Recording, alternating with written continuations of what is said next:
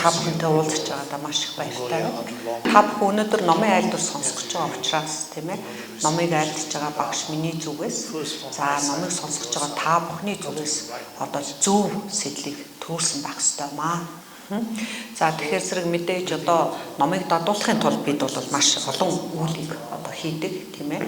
Маань одоо тарин тоолох, за мөргөл үйлдэх гэх мэтлэнгийн одоо олон зүйлийг бид үйлдэж байгаа. Гэхдээ номыг жинхэнэ одоо утгаар дадуулна гэдэг бол үнэн зөв номыг ихтэй болохыг хэлдэг юм ааш. Тэгээд энэ удаа буддын соёлын төвөөс та бүхэнд энэ хүний амьдралын утга учир гэж одоо юу юм болоо.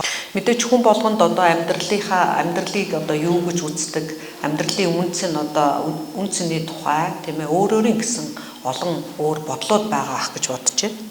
Тэгэхээр зэрэг миний хувьд болохоор зэрэг одоо хүний амьдралын утга учир юу гэж ойлгодог вэ гэхээр зэрэг үнэхээр бурхан багшийн одоо сургаалыг мэдэж ойлгох нь одоо миний амьдралын утга учир юм аа гэж боддог. Яагаад тэгэхээр зэрэг бурхан багшийн сургаал бол миний хувьд хамгийн одоо үнэн одоо хүний хамгийн зөв зам мөн гэж заадаг гэдэгт итгэдэг юм аа гэх үнэхээр бурхан багш баяр өөрөө одоо айлцсан байдаг тийм ээ. Ерөөсөө одоо бурханы шашинтан байна гэдэг бол бурхан багшийн сургаалыг одоо судлана гэдэг бол тийм ээ. Одоо өөрт байгаа нисванаас бүхнийг одоо номготгож дараад за буйны чуулган бүгдийг одоо хураагаад тэгээд өөрийнхөө одоо сэтгэлийг номготгож чадахыг л одоо бурханы сургаал гинэ гэж одоо бурхан багшийн сургаал гинэ гэж өөрөө айлцсан байдаг. Хүний амьдралын үнц нь утга учир юу юм бэ гэдгийг ойлгохын тулд үнэн гэж юу юм бэ гэдгийг одоо заашгүй ойлгох хэрэгтэй болно.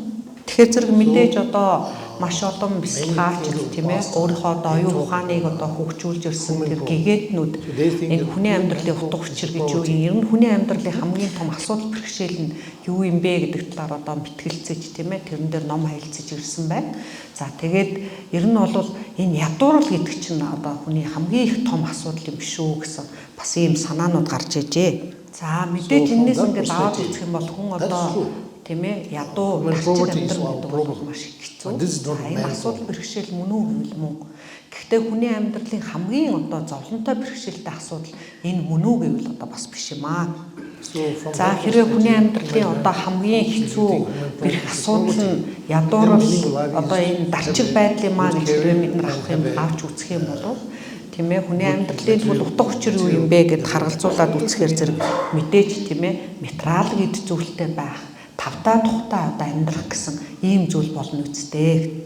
Тийм учраас хүмүүс одоо цаг хугацаа гэдэг чинь мөнгө шүү дээ гэж одоо ярьцгаадаг тийм ээ. Яагаад гэвэл ил өглөгтэй байх, мөнгө төрөлтэй байх нь тэр хүмүүсийн хувьд одоо хамгийн чухал зүйл болох нэ. Гэтэл одоо хүний амьдралын хамгийн гол зүйл нь тийм ээ асуудал бэрхшээл нь ядуу тэр одоо дарчиг тийм ээ ядуу зүйлүүд байх юм бол тэгвэл одоо бусад одоо материаллык байдлаараа маш одоо хөгжсөн орнуудыг аваад үзье тийм ээ. Эсвэл материаллык одоо эд хөрөнгөтэй байгаа хүнийг ингээд аваад үзье. Тэр хүмүүс үнэхээр аз жаргалтай байна уу? Тэгэхээр хүн төрөлхтний туршлагаас ингээд аваад үзэх юм бол тийм ээ ганцхан одоо ядуу байх гэдэг чинь хамгийн гол асуудал биш юм байна. Түүнээс тэрний хажуугаар тийм ээ сэтгэл санааны хувьд тавгүй байх, сэтгэл санаагаар унах гэсэн ийм том асуудлууд гарч ирж штэ. За тийм учраас одоо бизнесийн одоо хүрээнийхэн ч байна тийм ээ. За шинжлэх ухааны одоо салбарын ч байна. Хүн төрөлхтний зовлон бэрхшээлийг одоо шийдвэрлэж байгаа арга зам маань зөв биш байна гэдгийг одоо өнөөдөр ухаарч байна тийм ээ. Зөвхөн одоо бид нар материалдық хөгжил дэвшний төлөө яваад хүн аз жаргалтай болчдөг байсан бол ийм аз жаргалтай болох боломж одоо байна. Гэтэл маш олон асуудлууд бидний амьдралд байна. За маш олон шинжлэх ухааны салбарын одоо нэртэй алдартай хүмүүсийг та бүхэн мэднэ. Түүн дотроос нэлээ одоо хүн төрөлхтний хувьд их чухал гэж үздэг нэг эрдэмтэн бол Эйнштейн гэдэг хүн байж тийм ээ. За Эйнштейн гэдэг эрдэмтэн юу гэж хэлсэн бэ гэхээр хүний амьдралын хамгийн одоо зовлонтой зүйл бол ер нь тэнэг байх юм шүү дээ. Мунхаг байх. Аливаа юмыг мэдэхгүй байх ч хамгийн одоо том асуудал байна гэж хэлсэн байдаг. Тэгээд Эйнштейн цааш нь ингээд юу гэж хэлсэн бэ гэхээр зэрэг том далайг хэмжиж бол би чадах байхаа гэж тийм ээ. Хүний тэр тэнэглэл хэмжинэ гэдэг бол би барахгүй гэж одоо бас хэлж байсан. За энэ бол үнний хувьтай юм аа. За тэгээд буддизм ч гэсэн яг ийм мэдлэгийн одоо сургаал ишлэл бол одоо бас байдаг тийм ээ. Дэлхийн ертөнцийн одоо хумхийн тоосыг тоолыг гэвч хэмжээг гэвэл хэмжиж болно. Хүний мунхыг одоо хэмжинэ гэдэг хэмжиж чадна гэж бол баггүй маа гэж. За тийм учраас энэ бэлэг бэлгүүнгүйгээр тийм ээ аливаа зүйлийг одоо таньж мэдж ингэж чадахгүй хүн өөрийнхөө амьдралыг өнгөрөөх юм бол маш том одоо тэр мунхаглалын одоо тэр далайд одоо живэх тэр түүнээсээ болж одоо зовох ийм асуудалд одоо бид нар тулгарх юм аа гэж энэ мэдлэгтэй болох аливаа зүйлийг одоо таньж мэдэх тийм ээ тэр бэлэг бэлгүүнээ одоо хөгжүүлэх гэдэг нь хамгийн чухал одоо дадлага гарын авалга нь болж идэг юм аа. Хэрвээ та ухаантай болох тусам тийм ээ аливаа зүйлийг одоо таньж мэдэх тусам таны өөрийн сэтгэлгээ таны өөрийн хандлага илүү эерэг одоо зөв болж эхэлдэг. За тэгээд ер нь одоо Бурят, Монгол гэх тийм ээ олон одоо буддист тэр зам өрөөр явж байгаа одоо хүмүүсийг харж байхад одоо Умааны Бадмихум гэдэг таринаа уншаад байгаа боловч тийм ээ тэр өөрийнхөө сэтгэл зүрхтэй тэр өөрийн сэтгэлийг одоо илүү ухаалаг болгох тэр муухаас хагацах тэр үүлээ бол одоо сайтар хийхгүй байна. Тэр бол одоо бас сайн биш шүү гэж тийм ээ үр дүнтэй бол биш. Тэгэхээр зэрэг тарин унших нь одоо тусгүй гэж хэлж байгаа юм биш ээ тийм ээ тарин уншилгүй яах вэ? Гэхдээ бид нар ямар сэтгэлээр уншиж байна? Уншиж байгаа сэтгэл чинь зөв байна уу, эрүүл байна уу гэдгээс их юм хамаарна.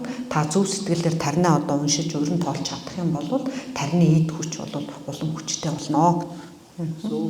Ер нь бол буддизм таны одоо амьдралын цаашдын одоо төрлүүдийг чинь юугаар тодорхойлдог юм бэ гэхээр зэрэг энэ төрөлд ямар их эд баялаг хураав, ямар их одоо эд хүчтэй байв гэдгээр тодорхойлдог юм аа гэж тийм ээ.